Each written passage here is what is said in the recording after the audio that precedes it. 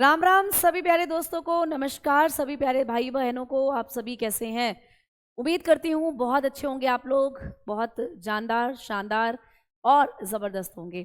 तो जल्दी से आप लोग क्लास के साथ जुड़ जाइए, फिर हम अपने सेशन को शुरू करने वाले हैं, क्लास को आगे लेकर चलने वाले हैं। तो सभी दोस्तों को नमस्कार, सभी बच्चों को जय हिंद जय भारत। उम्मीद करती हूँ आप लोग बहुत बेहतरीन होंगे, बहुत अच्छे होंगे, बहुत ज़बरदस्त होंगे। एकदम शानदार तरीके से आपकी जो तैयारी है वो चल चुकी होगी, क्योंकि आपने ज़रूर अपने मन में इस बार ठान लिया है कि सिलेक्शन तो लेना ही है दोस्त। ठीक है, जब आप लाइब्रेरी की सीट पर पढ़ते हो जब आप लाइब्रेरी की सीट पर पढ़ते हो और सामने वाले बच्चों को देखते हो तो आप कहते हो कि बेटा इस बार एक सीट मेरी भी ज़रूर होगी। तो ये वादा अपने आप से कर लीजिए, ये इरादा अपना कर लीजिए कि इस बार आपको सिलेक्शन ज़रूर लेना है। जल्दी से आ जाएं, क्लास के साथ जुड़ चुके हो तो एक बार बता दो, आवाज़ आ रही है? थम्स अप कर दो भाई।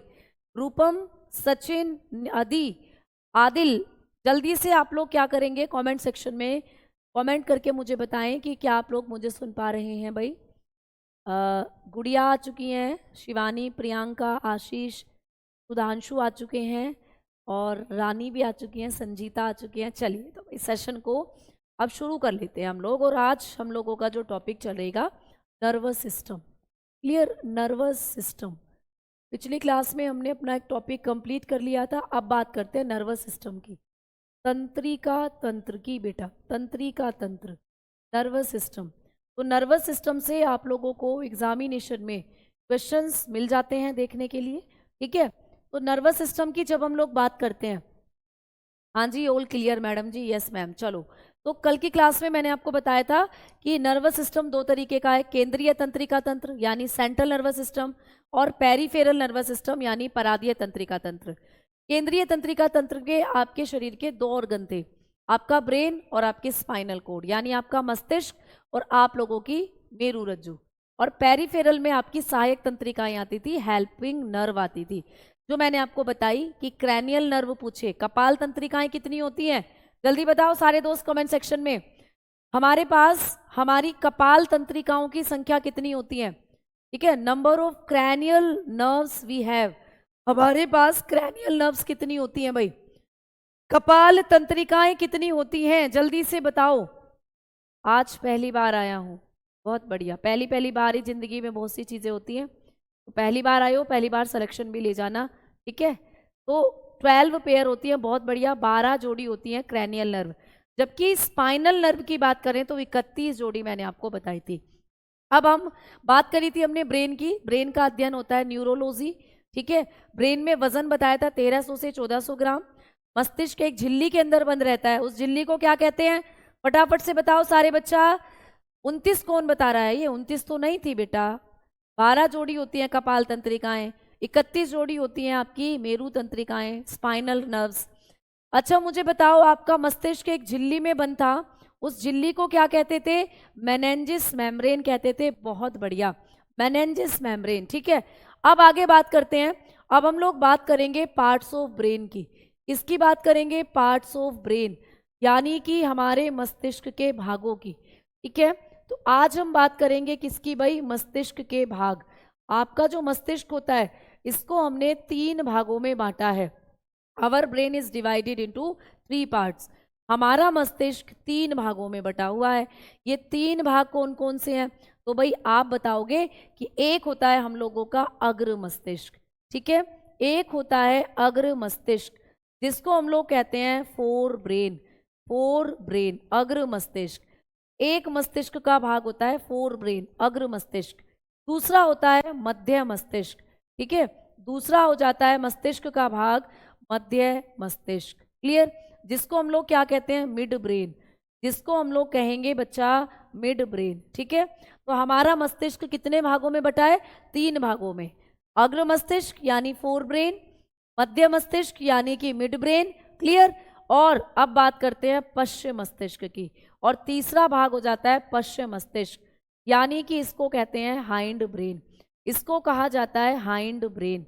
ठीक है, इस तरीके से हमारे मस्तिष्क के 3 भाग होते हैं। क्लियर?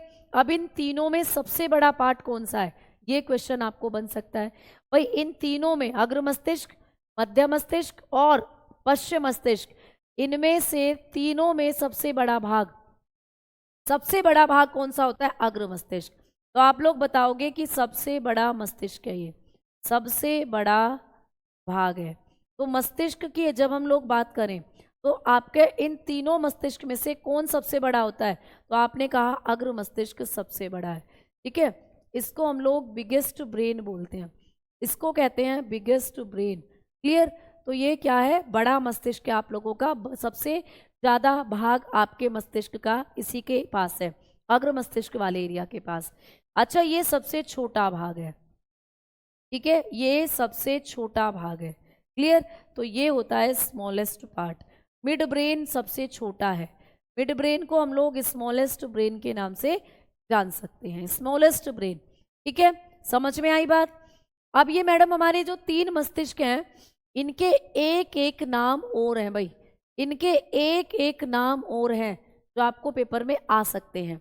कि अग्र मस्तिष्क जो होता है इसको अंग्रेजी में कहते हैं फोर ब्रेन। तो फोर ब्रेन का और क्या नाम होता है? तो फोर ब्रेन को हम लोग क्या कहते हैं? प्रोसिनसेफेलोन, या प्रोसिनसेफेलोन। ठीक है, तो ये भी आप लोगों को इस नाम से आ सकता है, प्रोसिनसेफेलोन, सेफेलोन। तो कभी कभी आपको ये आ सकता है कि प्रोसिनसेफेलोन क्या है, तो आप बताओगे प्रोसिनसेफेलोन अग्र मस्तिष्क का ही नाम है, अग्र मस्तिष्क को ही कहते हैं प्रोसिनसेफेलोन। ठीक है, प्रोसिनसेफेलोन। क्लियर? अग्र मस्तिष्क को ही कहा जाता है प्रोसिनसेफेलोन।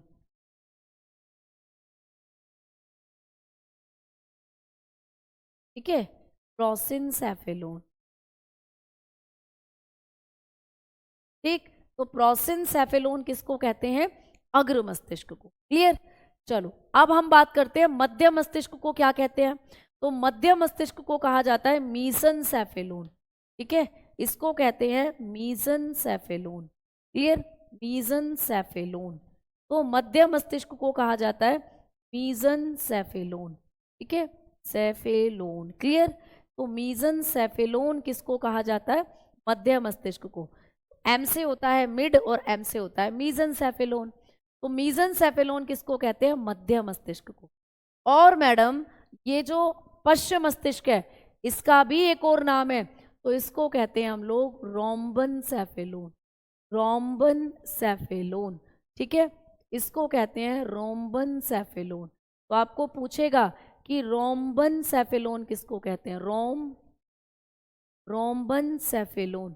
तो आपने कहा कि सबसे पीछे का जो मस्तिष्क होता है उसको कहते हैं रोम्बनसेफेलोन, यानी हाइंड ब्रेन को कहते हैं रोम्बनसेफेलोन। बेटा बायोलॉजी से बहुत बार बता चुकी हूँ, एक ही क्वेश्चन आता है, कभी कभी लगता है दो आ जाए। ठीक है, कभी कभी लगता है कि दो आ जाए। क्लियर? तो रोम्बनसेफेलोन होता है पश्चिम मस्तिष्क। अब आ जाओ, इन मस्तिष्कों के भाग भी आपको पेपर में आते हैं कि जो आपका अग्र मस्तिष्क है, देखो ये रहा, ये आपका मस्तिष्क है ना, तो इस तरीके से आपके ब्रेन को हमने कई भागों में बांटा है। ये अग्र मस्तिष्क हो गया, ये मध्य हो गया, है ना, ये पश्चिम मस्तिष्क हो गया, इस तरीके से। तो तीन भागों में आपका जो ब्रेन है वो बटा हुआ होता है। ठीक है, इस तरीके से जब आप देखोगे तो आपका ब्रेन तीन भागों में बटा है। अब ये जो तीन भाग है ना, इनके भी अलग अलग पार्ट हैं जो आपको पेपर में आते हैं। तो आइए अब हम इनके भी अलग अलग भागों की बात करते हैं। सबसे पहले हम लोग बात करेंगे अग्र मस्तिष्क की। भाई आपको पेपर में पूछा जाता है कि जो अग्र मस्तिष्क होता है, अग्र मस्तिष्क के कौन कौन से भाग होते हैं, यानी कि जो फोर ब्रेन होता है इसके कौन कौन से भाग होते हैं, फोर ब्रेन के कौन कौन से पार्ट होते हैं, ये आपको पूछा जाता है। अग्र मस्तिष्क के प्यारे दोस्तों तीन भाग होते हैं। आपका जो अग्र मस्तिष्क होता है ये तीन भागों में बटा होता है। ठीक है, अग्र मस्तिष्क भी कितने भागों में बटा है दोस्तों? तीन भागों में। पहला भाग होता है इसका सेरिब्रम। पहला भाग क्या होता है दोस्तों? सेरिब्रम। तो पेपर में क्वेश्चन आएगा कि जो सेरिब्रम है ये मस्तिष्क के किस किस हिस्से का भाग है? सेरिब्रम किस मस्तिष्क का भाग है? बताओ जल्दी से। Cerebrum is the part of which type of brain? Cerebrum is the part of which type of brain? तो आप बताओगे कि सेरिब्रम होता है अग्र मस्तिष्क का भाग। ठीक है, अग्र मस्तिष्क का भाग है ये। इसको हम लोग प्रमस्तिष्क के नाम से भी जानते हैं। इसको हम लोग क्या कहते हैं? प्रमस्तिष्क भी कह देते हैं बेटा हिंदी में, लेकिन कई बार ये सेरिब्रम के नाम से ही आता है हिंदी और इंग्लिश दोनों में। ठीक है, क्लियर। चलो अब दूसरा भाग कौन सा होता है? दूसरा भाग होता है थैलेमस। दूसरा भाग होता है भाई थैलेमस। क्लियर। तो थैलेमस किसका भाग है? ये पेपर में आ जाए तो बताओगे अग्र मस्तिष्क का ही भाग होता है थैलेमस। तो अग्र मस्तिष्क 3 भागों में बटा है, 3 हिस्सों में। पहला भाग हो गया सेरिब्रम, दूसरा भाग हो गया थैलेमस, और तीसरा भाग हो जाता है हाइपोथैलेमस। तो ये भी बहुत आता है कि जो हाइपोथैलेमस होता है ये किस मस्तिष्क का भाग है। तो जब हम हाइपोथैलेमस की बात करते हैं तो ये भी आपका हाइपोथैलेमस, ये भी आप लोगों का किसका भाग होता है? आपके अग्र मस्तिष्क का ही भाग होता है हाइपोथैलेमस। ठीक है, अब इनसे आपको चीजें पूछी जाएंगी तीनों से कि भाई ये तीनों भाग जो है मस्तिष्क के ये क्या क्या करते हैं, इनके बारे में खास खास बातें बताओ क्या है। पेपर में क्वेश्चन आएगा कि इनके बारे में खास खास बातें बताओ क्या है। शिवम आपको कमेंट आ रहा है बेटा, शिवम शुक्ला मेरे पास आ रहा है आपका कमेंट। ठीक है, चलो तो यहां से आपको याद रखना है ये 3 भाग होते हैं बेटा। ट्रिक जहां होगी वहां पे बताई भी जाएगी जरूर। ठीक, चलो अच्छा, चलो तो आओ आगे बात करते हैं अब हम लोग कि भाई आपके अग्र मस्तिष्क के 3 भाग हो जाते हैं, सेरिब्रम, थैलेमस, हाइपोथैलेमस। अब जब हम सेरिब्रम की बात करते हैं तो ये बुद्धिमत्ता का केंद्र होता है बेटा। बुद्धिमत्ता, आपकी जितनी भी बुद्धि है ना वो इसी से डिसाइड होती है। बुद्धिमत्ता का केंद्र है प्यारे दोस्तों।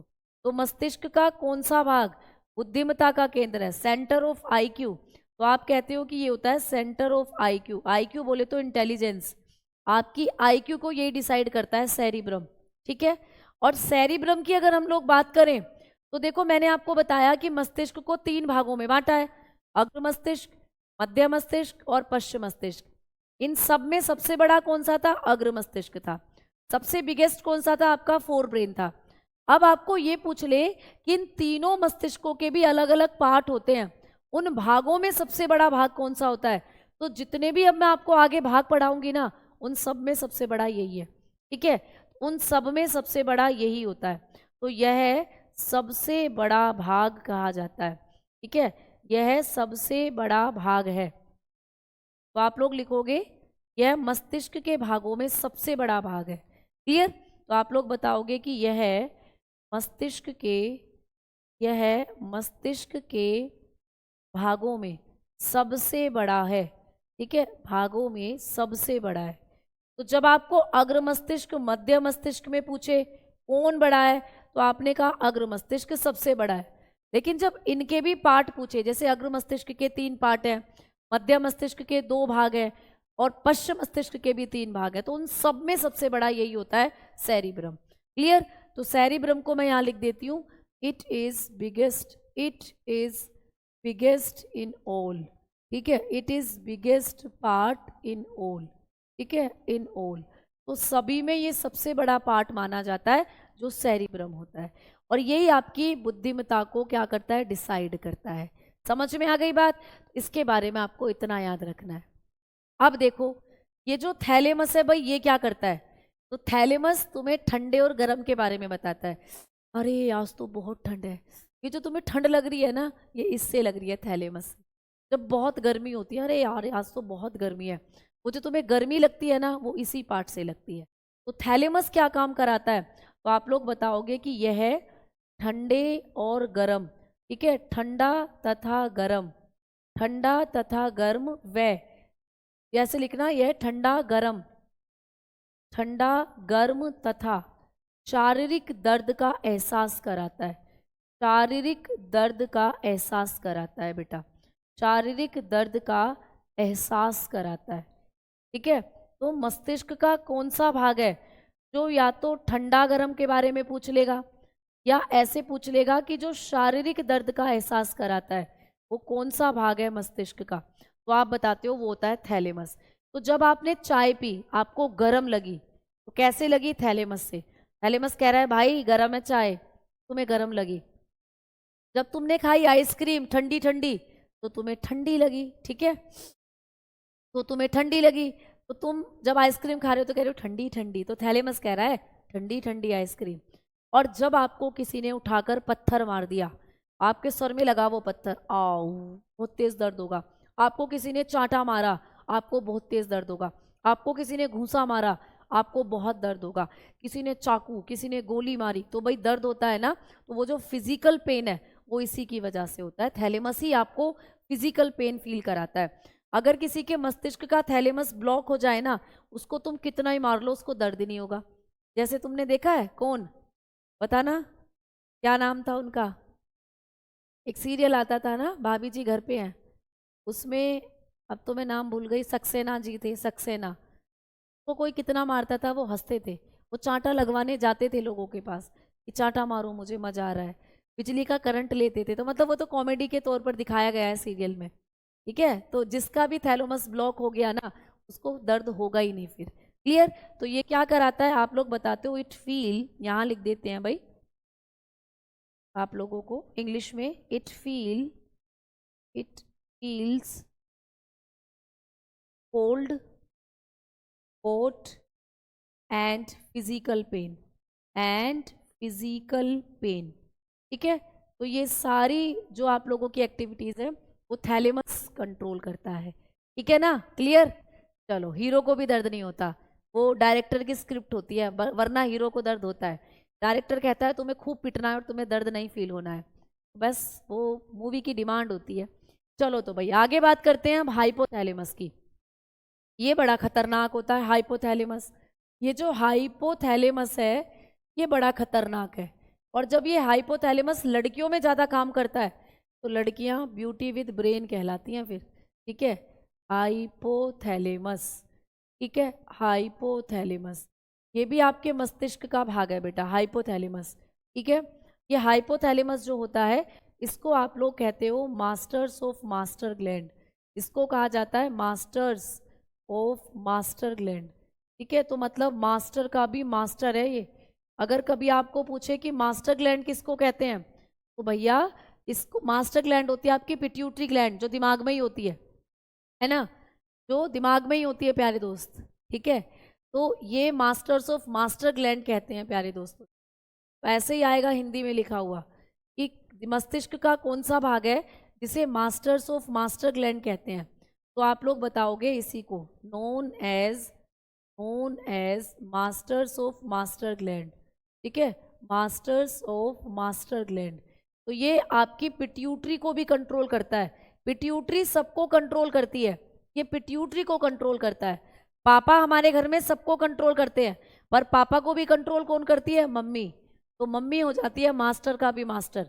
पापा मास्टर है लेकिन पापा का भी मास्टर हो जाती है मम्मी, तो मम्मी को कहते हो master of the family, master of the master. ठीक है, तो आप लोगों को याद रखना है कि पिट्यूटरी सबको कमांड देती है, लेकिन पिट्यूटरी को कमांड देने का काम ये करता है, तो ये मास्टर का भी मास्टर हो जाता है।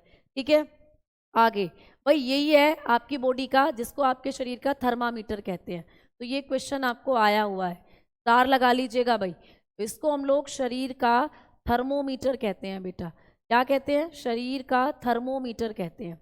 तो आपके मस्तिष्क का कौन सा भाग है जिसे हम शरीर का थर्मोमीटर कहते हैं, इसी को कहते हैं। ठीक है, known as thermometer of the body. तो इसी को हम लोग थर्मोमीटर कहते हैं। क्यों कहते हैं, क्योंकि भाई ये जो आप लोगों का ये है ना हाइपोथैलेमस, ये आपकी बॉडी का टेम्परेचर भी बनाता है। ये आपकी बॉडी का टेम्परेचर भी बनाने का काम करता है भाई। ठीक है, यानी आपकी बॉडी का जो टेम्परेचर है वो कितना होता है। अगर मैं आपसे कहूँ हमारी बॉडी का टेम्परेचर कितना होता है, तो आप बताओगे 98.6 डिग्री फ़ारेनहाइट।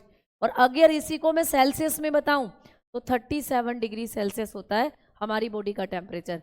इस टेम्परेचर को कांस्टेंट या इस टेम्परेचर को बनाए रखने का काम करता है हाइपोथैलेमस। इससे ज़्यादा टेम्परेचर हो जाए तो बुखार हो जाता है फिर, और बुखार में तुम्हारा हाइपोथैलेमस फिर काम करना बंद कर देता है। ठीक है, क्लियर। चलो अब आ जाओ, बात करते हैं अब हम लोग कि मैडम ये जो होता है और ये क्या काम करता है। तो प्यारे दोस्तों, हाइपोथैलेमस से ही आपको भूख का एहसास होता है। जैसे आपको कोई खाना ना दे तो पेट में गुड़ गुड़ गुड़ गुड़ गुड़ गुड़ होने लगती है, ऐसा लगता है यार कुछ खाने को तो दे दे, भूख लग रही है। तो स्कूल टाइम में बहुत होता था है ना, स्कूल टाइम में बहुत भूख लगती थी। तो ये क्या करता है बेटा, यह है भूख, यह है भूख। ठीक है, प्यास, ये भूख प्यास। ठीक है, प्यार, प्यार भी लिख दिया यही, प्यार भी यही करवाता है हाइपोथैलेमस, ठीक है। घृणा, किसी से घृणा भी यही कराता है। गुस्सा भी आपको यही दिलाता है, ठीक है। गुस्से का केंद्र है, ठीक है, का केंद्र है। तो ये पेपर में पूछा जाता है भूख और प्यास के बारे में, ठीक है। भूख और प्यास के बारे में पूछा जाता है कि हमारे मस्तिष्क के किस हिस्से से हमें भूख और प्यास का एहसास होता है। तो आप बताते हो हाइपोथैलेमस ही हमें भूख और प्यास के बारे में बताता है।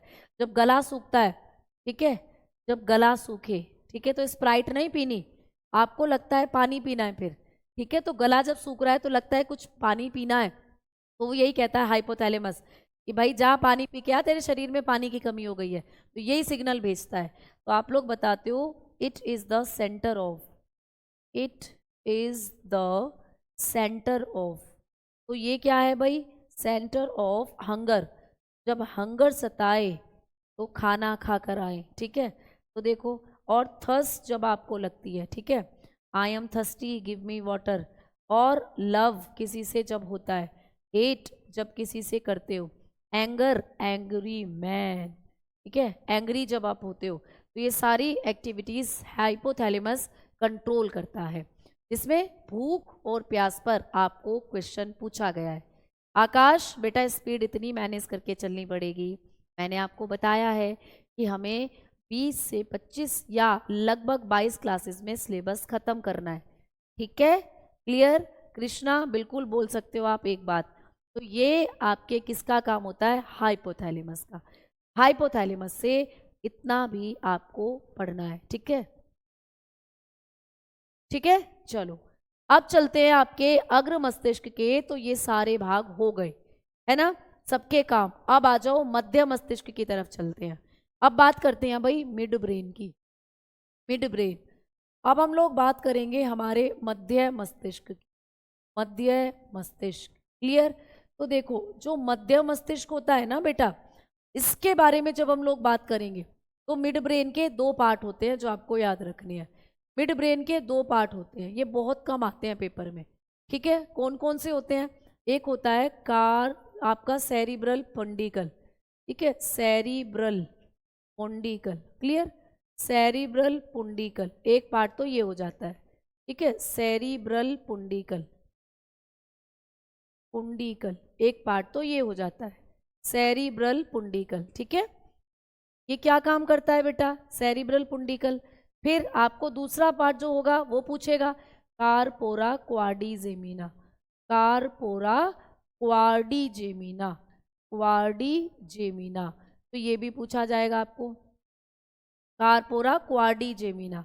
तो कार्पोरा किसका पार्ट है, आपके मध्य मस्तिष्क का, कार्पोरा क्वाड्रिजेमिना, ठीक है, जेमिना। तो ये किसका पार्ट होता है, ये भी आपके मध्य मस्तिष्क का भाग है, कार्पोरा क्वाड्रिजेमिना। मैं तेज बोलूं, मुझे चक्कर खवाकर नीचे गिरवाना चाहते हो क्या तुम, मुझे तेज बुलवा कर, इतना इतनी तेज तो मैं बोल रही हूँ बेटा, अपने फोन से वॉल्यूम इंक्रीज कर लो, इससे तेज नहीं बोल सकती, फिर तो मैं चक्कर खाकर गिर जाऊंगी नीचे, ठीक है। तो ये दोनों मिलकर क्या काम कर रहे होते हैं, ये दोनों अग्र मस्तिष्क को मध्य पश्चिम मस्तिष्क से जोड़ते हैं भाई, है ना। आपके अग्र मस्तिष्क को क्या काम करते हैं, अग्र मस्तिष्क को मध्य मस्तिष्क से पश्चिम मस्तिष्क से जोड़ते हैं। आपका जो अगला ब्रेन है इसको पिछले ब्रेन से जोड़ते हैं, मध्य मस्तिष्क के दोनों भाग, ठीक है। अग्र मस्तिष्क को पश्चिम मस्तिष्क से जोड़ते हैं, ठीक है, से जोड़ते हैं। इनका काम क्या हो जाता है, अग्र मस्तिष्क को मध्य मस्तिष्क से जोड़ते हैं। इनका काम हो जाता है भाई जॉइंट फोर ब्रेन, आपका जो फोर ब्रेन है जिसको पढ़ के आ चुके हो, टू हाइंड ब्रेन, अब हाइंड ब्रेन को पढ़ोगे, ठीक है। अग्र मस्तिष्क को पश्चिम मस्तिष्क से जोड़ने का काम करते हैं ये दोनों, ठीक है, ये दोनों। क्लियर बच्चा, समझ में आ गई बात। तो मैं तो काफी तेज बोल रही हूँ, कमेंट आ रहा है विकास आपका, कमेंट आ रहा है, माही आपका भी आ रहा है, ठीक है। इतनी नाजुक है मैं, नाजुक नहीं हूं मैं, लेकिन जब इससे ज्यादा बुलवाओगे मुझसे दम लगवा कर तो कैसे, मैं पूरी स्पीड में बोल रही हूँ इस वक्त, ठीक है, ठीक। चलो आओ आगे बात करते हैं अब हम लोग ये। लेकिन मेरी एक भी बात का जवाब नहीं मिल रहा है, बात का जवाब लेना ही क्यों है ये बताओ मुझे तुम, जब सिलेक्शन लेकर आ जाओगे तो लोग तुमसे पूछेंगे, फिर तुम लोगों की बातों का जवाब देना कि तुमने कैसे पढ़ाई करी थी। अभी यहाँ पर बातों का जवाब दे दूं, लाइव या रिकॉर्डेड क्लास है उससे कोई मतलब ही नहीं होना चाहिए बेटा। बच्चे रिकॉर्डेड क्लास ले लेकर सिलेक्शन ले जाते हैं, तो इस मैटर ये नहीं करता कि क्लास लाइव है या रिकॉर्डेड है, मैटर ये करता है कि आप पढ़ रहे हो, सीख रहे हो और उसको पेपर में करके आ रहे हो। ठीक है, अभी किसी को कोई जवाब नहीं लेना, जवाब आप तब दूसरों को दोगे जब आपका सिलेक्शन हो जाएगा। क्लियर? चलो देखो अब, तो यहां से एक चीज और याद रखना कि ये जो कार्पोरा क्वाड्रिजेमिना होता है ये आपके देखने और सुनने की गतिविधि को भी नियंत्रित करता है। देखना यानी इसी से आप लोग चीजों को देख पाते हो। देखते तो मैम हम आंखों से हैं, है ना, और मैम सुनना, सुनते तो मैम हम कानों से हैं, वो जब आप हेयरिंग करते हो। ठीक है, जब आप लोग क्या करते हो, हेयरिंग करते हो, तो भाई आपके कान और आपकी आंखें तो कोऑर्डिनेशन तो दिमाग से ही है ना इनका। तो आपकी आंखें जब चीजों को देख रही हैं तो सिग्नल जो भेज रहा है वो दिमाग का यही भाग भेज रहा है, कार्पोरा क्वाड्रिजेमिना। अब जैसे तुम मेरी बातों को सुन रहे हो और बोर्ड पे लिखा हुआ देख रहे हो, तो इस वक्त एक्टिव है तुम्हारा ये वाला पार्ट, कार्पोरा क्वाड्रिजेमिना। तुम मेरी बातों को सुन भी रहे हो और मैं बोर्ड पर क्या लिख रही हूँ तो आप देख भी रहे हो। ठीक है, क्लियर है ना? एक बच्चे ने इतना लंबा मैसेज लिख दिया है, मैं पढ़ भी नहीं पा रही हूँ, भाग गया वो ऊपर। चलो आओ आगे बात करते हैं। सेरिब्रम का क्या काम है मैम? बेटा आपकी आईक्यू डिसाइड करता है, आपकी आईक्यू बुद्धिमत्ता का केंद्र है। आप जो भी सीखते हो, आपने सिलाई सीखी वो आप इसी से सीखोगे, ड्राइविंग सीखी इसी से, गाना सीखा इसी से सीखोगे। तो आप रीजनिंग के क्वेश्चन करते हो, मैथ के क्वेश्चन करते हो, सब काम आपका यही करवाता है सेरिब्रम। तो सेरिब्रम क्या होता है प्यारे दोस्त? ये बुद्धिमत्ता का केंद्र है, आपकी आईक्यू डिसाइड करता है। ठीक है, तो मध्य मस्तिष्क से आपको इतनी चीजें याद रखनी है। आ जाओ बात करते हैं अब पश्च मस्तिष्क की, ये बहुत इंपॉर्टेंट है। पश्च मस्तिष्क ये बहुत इंपॉर्टेंट है। पश्च मस्तिष्क जिसको कहते हैं हाइंड ब्रेन, जिसको कहते हैं मेरे बच्चों हाइंड ब्रेन। ठीक है, पश्च मस्तिष्क, ये जो पश्च मस्तिष्क होता है ना, इसके भी 3 भाग होते हैं। ठीक है, इसके भी 3 भाग होते हैं। कौन कौन से 3 भाग होते हैं? ठीक है ना, कौन कौन से 3 भाग होते हैं? तो ये भी आपको पूछा जाता है पेपर में, ये ज्यादा आते हैं।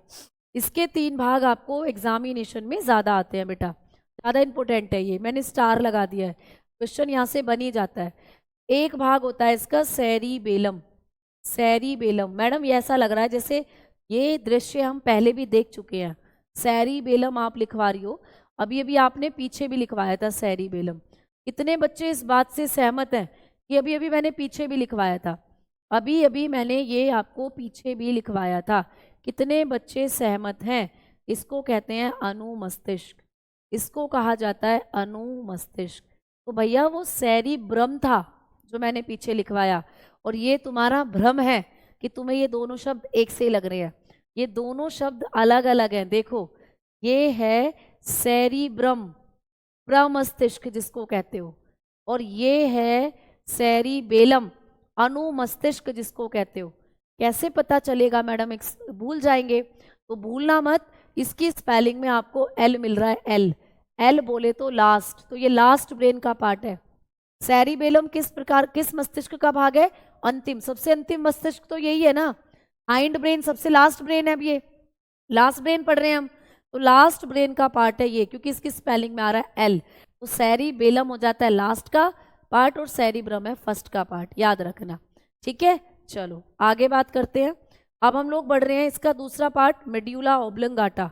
ठीक है, मेड्यूला बहुत जोरदार भाग है मस्तिष्क का, मेड्यूला ओब्लोंगाटा, ओब्लोंगाटा। तो यहाँ से भी क्वेश्चन आते हैं, इसको हिंदी में कहते हैं मज्जा, इसको हिंदी में कहते हैं मज्जा, कहीं अब मत जा। ठीक है, चलो आओ आगे बात करते हैं। अब यहाँ से अगला पार्ट हो जाता है पोन्स, अगला पार्ट हो जाता है भाई पोन्स। ठीक है, पोन्स, तो ये भी मस्तिष्क का भाग है। क्लियर? अब देखो यहाँ से आपको याद रखना है कि ये जो आपका सेरिबेलम होता है ना, इसको हम लोग कहते हैं लिटिल ब्रेन। कभी कभी आपको क्वेश्चन आ सकता है कि किसको हम लोग लिटिल ब्रेन कहते हैं? ट्विंकल ट्विंकल लिटिल स्टार, इसको कहा जाता है लिटिल ब्रेन, छोटा दिमाग। ठीक है, छोटा दिमाग, क्योंकि छोटा भाग है तो छोटा दिमाग कहते हैं। ठीक है, लिटिल ब्रेन, अच्छा मैम, ये जो आप सेरिबेलम होता है ये क्या करता है? ये आपके शरीर का संतुलन बनाता है, शरीर संतुलन बनाता है बेटा। ये बहुत बार पूछा गया है पेपर में, बहुत बार। मैं स्टार लगा रही हूँ इस पर, ठीक है, जिससे आपको पता चल जाए कि पेपर में आया है। ये शरीर संतुलन बनाता है बेटा। तो ये क्या करता है? Regulate body balance, regulate body balance, आपकी बॉडी का बैलेंस बनाता है बेटा ये, ठीक है, बॉडी बैलेंस बनाता है। क्लियर? रेगुलेट बॉडी बैलेंस, तो आपकी बॉडी का बैलेंस बनाता है।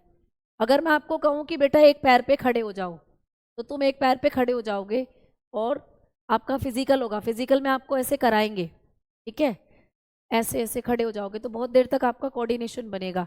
रस्सी पर चलते हैं कई बार लोग, छोटे छोटे बच्चे कोऑर्डिनेशन बनाते हैं। आप लोग जब चलते हो तो पहले एक पैर आगे रखते हो फिर दूसरा, क्या तुम दोनों पैर एक साथ लेके चलते हो? ऐसे चलते हो क्या? चलते हैं हम तो पहले एक पैर आगे आता है फिर दूसरा पैर, ऐसे ऐसे करके हम चलते हैं। तो जो कोऑर्डिनेशन आपका बन रहा है ये यही बना रहा है सेरिबेलम। जिस दिन इस सेरिबेलम ने काम करना बंद करा उस दिन तुम धड़ाम से नीचे गिर जाओगे, ठीक है। तो आपका बैलेंस बनाता है ये। क्लियर?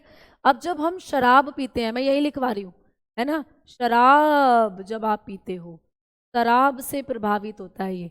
तो मस्तिष्क का कौन सा भाग है जो शराब द्वारा प्रभावित होता है? तो आप बताते हो सेरिबेलम। क्लियर? तो ये अल्कोहल से इफेक्टेड होता है बेटा, अल्कोहल। क्लियर? अल्कोहल के कंजप्शन से ये क्या होता है? प्रभावित होता है। तो मस्तिष्क का कौन सा भाग शराब से क्या होता है प्यारे बच्चा? ठीक है, गिर जाऊंगी पढ़ाने के चक्कर में।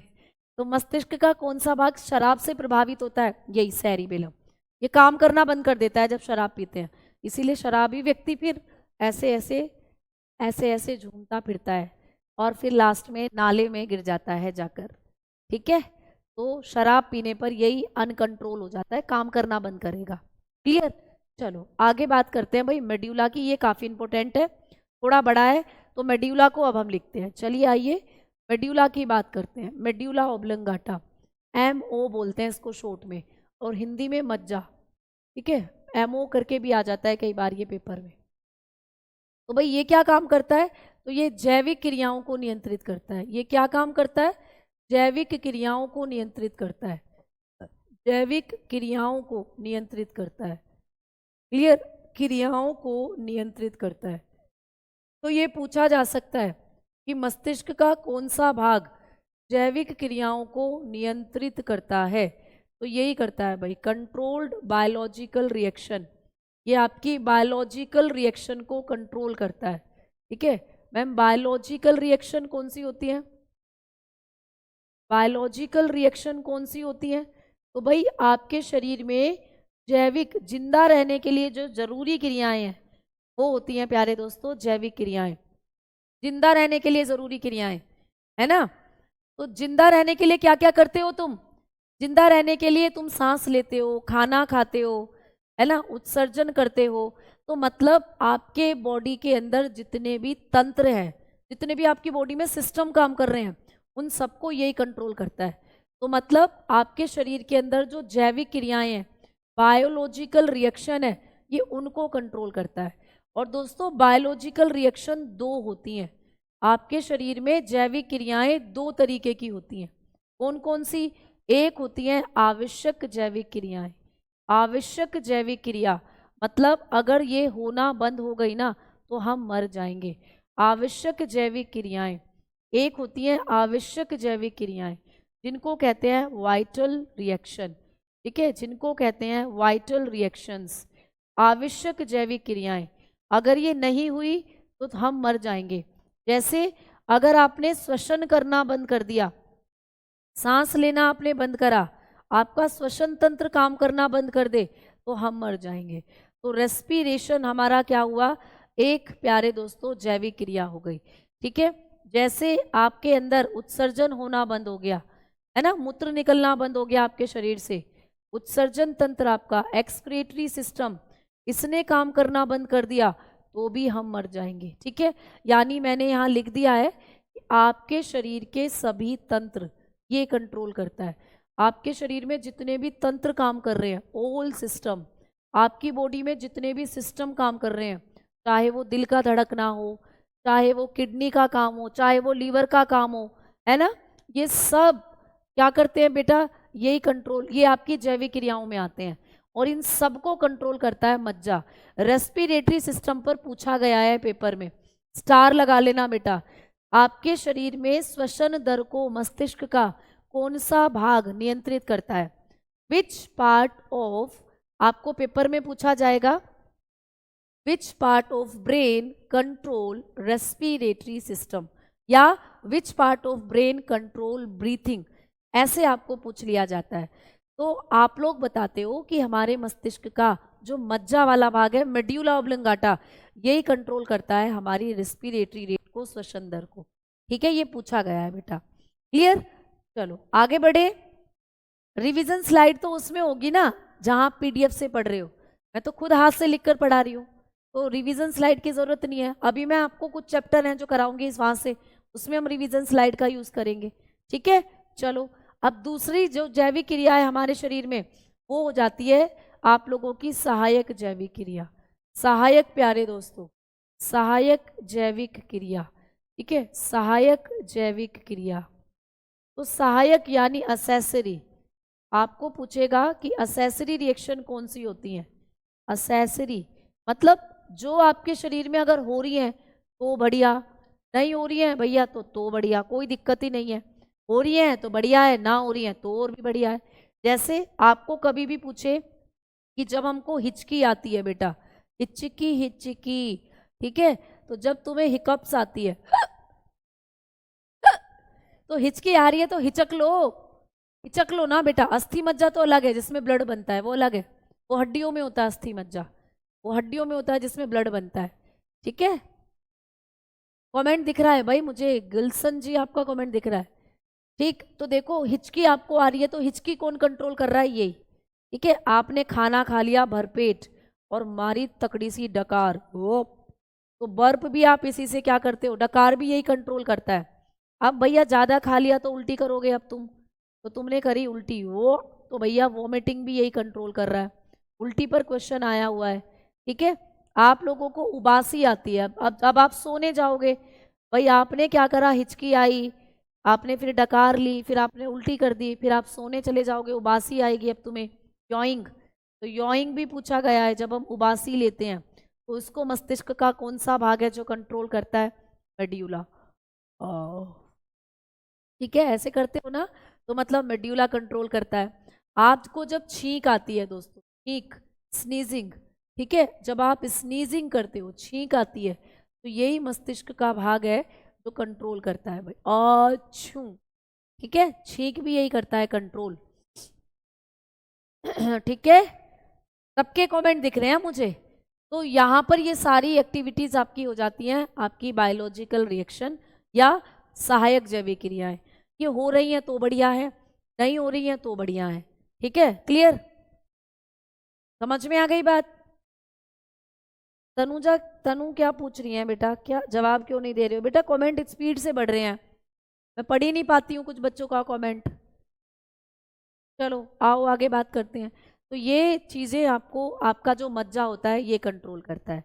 ठीक है, चलो अब ये जो मज्जा है ना, ये मस्तिष्क का सबसे अंतिम भाग है, यानी कि ये आपके इसी से आपकी मेरू रज्जु जुड़ी हुई होती है। कभी भी पूछे कि मेरू रज्जु किस भाग से जुड़ी हुई होती है, इसी से मेरू रज्जु जुड़ती है। तो मस्तिष्क के किस भाग से मेरू रज्जु जुड़ी होती है? स्पाइनल कोड, तो आप बताओगे इसी भाग से जुड़ी होती है मेरू रज्जु। ठीक है, यानी यहीं पे होती है जॉइंट स्पाइनल कोड। ये आपकी स्पाइनल कोड को जोड़ने का काम करता है, ये आपकी स्पाइनल कोड को जोड़ने का काम करता है।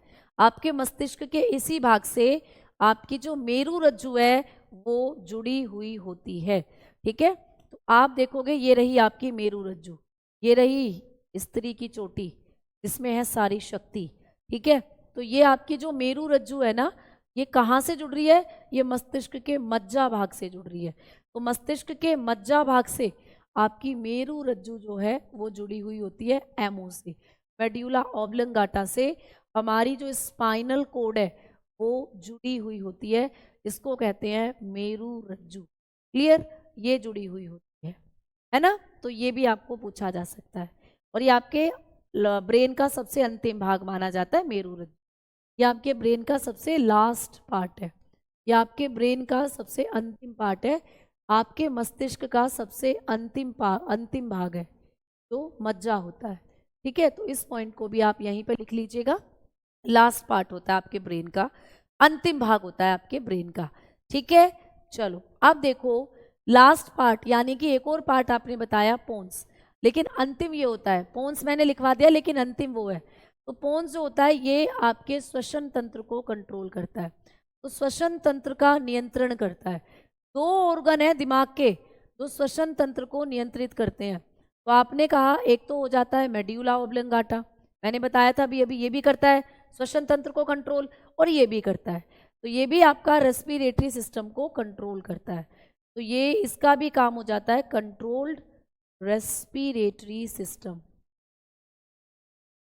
ठीक है, तो ये क्या करता है, रेस्पिरेटरी सिस्टम को कंट्रोल करता है। इसका भी काम हो जाता है तंत्रिका तंत्र को कंट्रोल करना सॉरी, आपके रेस्पिरेटरी सिस्टम को कंट्रोल करना, श्वसन तंत्र को नियंत्रित करना। ठीक है, क्लियर है ना। ये डीप नहीं है बेटा, ये तो नॉर्मल पार्ट है, ये सारी चीजें नॉर्मल है।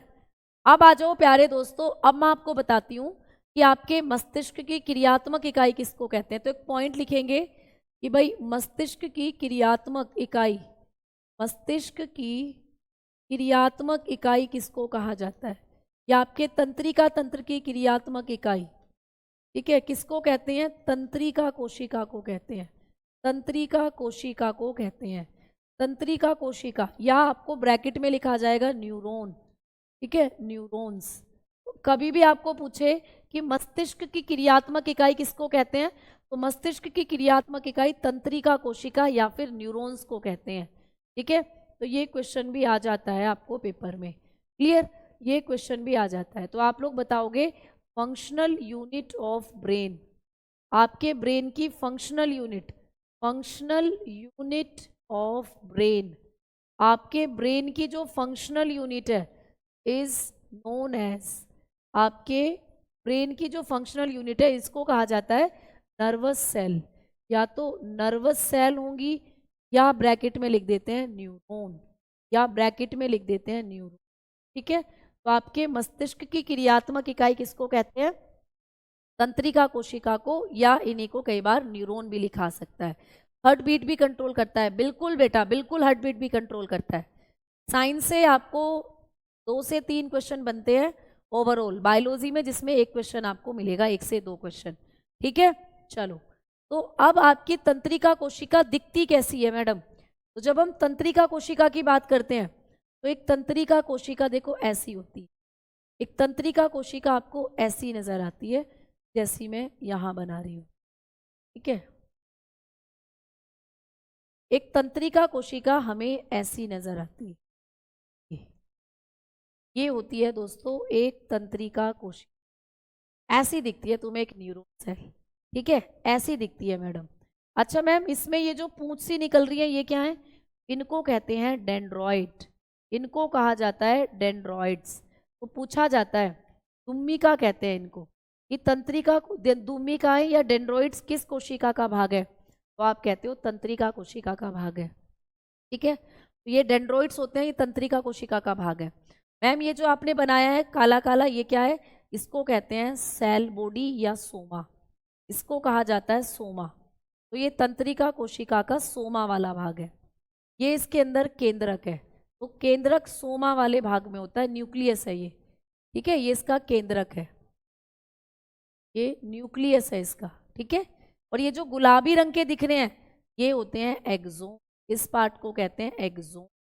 एक्सोन पर भी बहुत क्वेश्चन आता है कि एक्सोन और डेंड्रोन, ये डेंड्रॉइड्स और एक्सोन किस कोशिका का भाग है। तो ये वाले बहुत पूछे जाते हैं और ये वाले बहुत पूछे जाते हैं। एक्सोन और डेंड्रोन एक तंत्रिका कोशिका के भाग है। तो ये एक तंत्रिका कोशिका का डायग्राम है बेटा। कमेंट आ रहा है मुझे सबका, सबके कमेंट आ रहे हैं। ठीक है, क्लियर। चलो अब आगे बात करते हैं हम लोग कि मैडम ये वाला जो स्ट्रक्चर है ये क्या है, ब्लू ब्लू जो है, ये होते हैं एक्सोन टर्मिनल, इनको कहते हैं एक्सोन टर्मिनल, इन भागों को कहते हैं एक्सोन टर्मिनल। ठीक है, तो ये एक्सोन टर्मिनल है, टर्मिनल बोले तो अंतिम भाग। ठीक है, ये एक्सोन टर्मिनल है। ठीक है, इनको कहते हैं एक्सोन टर्मिनल। क्लियर? टर्मिनल है, समझ में आ गई बात? इनको कहते हैं एक्सोन टर्मिनल। अच्छा, अब एक तंत्रिका कोशिका जब दूसरी तंत्रिका कोशिका से जुड़ती है उसको क्या कहते हैं? ठीक है, रामवीर जी बेटा टीचर्स को पढ़ाने तो दो, आपके लिए टेलीग्राम ग्रुप है बेटा, कोई दिक्कत हो टेलीग्राम ग्रुप में आप बिल्कुल पूछ सकते हो। आवाज़ कैसे नहीं आ रही? आवाज़ तो आनी चाहिए। ठीक है, चलो आओ आगे बात करते हैं। ठीक है, क्लियर? चलो आओ आगे बढ़ते हैं हम लोग। अब आगे की तरफ बढ़ेंगे कि जब एक तंत्रिका कोशिका दूसरी तंत्रिका कोशिका से जुड़ती है, मान लो ये एक तंत्रिका कोशिका है, ठीक है, ये एक तंत्रिका कोशिका है। क्लियर? और अब यहां पर जुड़ रही है दूसरी तंत्रिका कोशिका आकर, ये रही दूसरी तंत्रिका कोशिका, ये दूसरी तंत्रिका कोशिका आकर जुड़ गई। ठीक है, ये इसका एक्सोन वाला पार्ट है।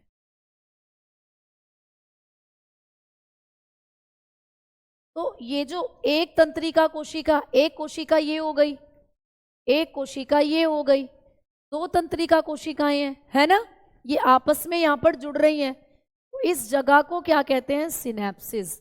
इसे क्या कहते हैं? सिनेप्सिस। ये क्वेश्चन आ जाता है। ठीक है, इस जगह को हम सिनेप्सिस कहते हैं, सिनेप्सिस। ठीक है, सिनेप्सिस। आपको पेपर में क्वेश्चन आएगा कि जब एक तंत्रिका कोशिका दूसरी तंत्रिका कोशिका से जुड़ती है उनके बीच की जगह को क्या कहते हैं, या एक तंत्रिका कोशिका दूसरी तंत्रिका कोशिका से जब जुड़ेगी तो इसको क्या कहते हैं?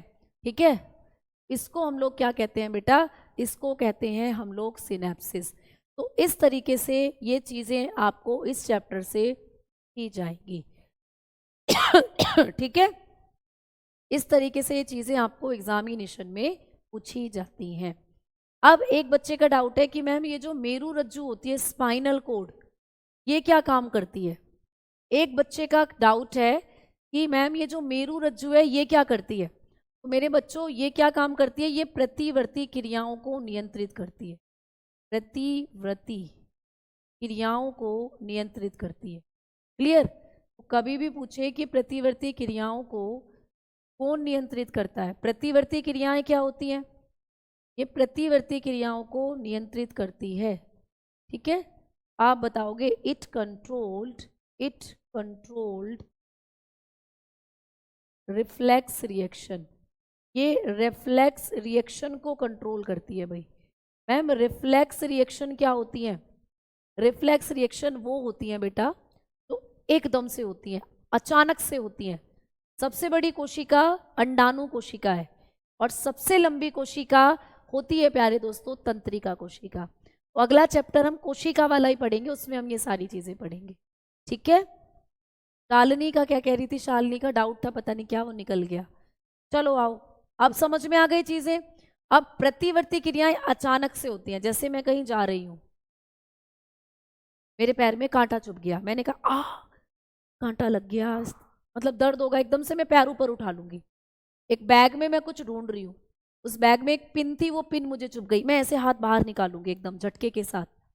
मैं किचन में गई थी, मैं चाय बनाने के लिए, वहां एक बर्तन रखा हुआ था, मैंने उस बर्तन को उठाया, वो गर्म था, मैंने एकदम से छोड़ दिया, है ना। अब किसी के घर में बन रहा है हलवा, हलवे की सुगंध मुझे आ गई, अब हलवा बन रहा है उनके घर में तो मेरी नाक में महक आ गई, तो मेरे मुंह में पानी आने लगेगा। हाँ, इसके घर बन रहा है ये हलवा, चलो मैं उसके घर चलती हूँ। तो मतलब एकदम से लार का आना, गर्म बर्तन को छूकर एकदम से छोड़ देना, कांटा चुभने पर पैर पीछे खींचना या हाथ पीछे खींचना, ठीक है, ये होती है रिफ्लेक्स रिएक्शन।